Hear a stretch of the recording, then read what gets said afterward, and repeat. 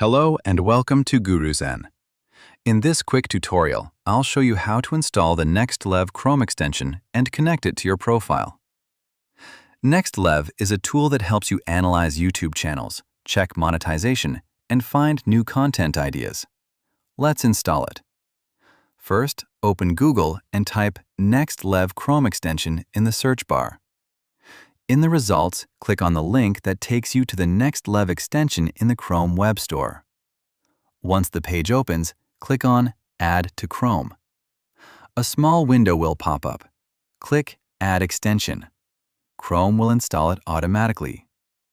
After the installation, click the puzzle icon at the top right of your browser, find NexLev in the list, and pin it so you can access it easily. Now click on the NexLev icon. Sign in using your Google account and confirm the permissions. Once you're signed in, the extension is ready to use. You can now open any YouTube video or channel, click the NexLev icon, and start exploring its analytics and tools. If this video helped you, please like the video and subscribe to GuruZen for more simple and fast tutorials.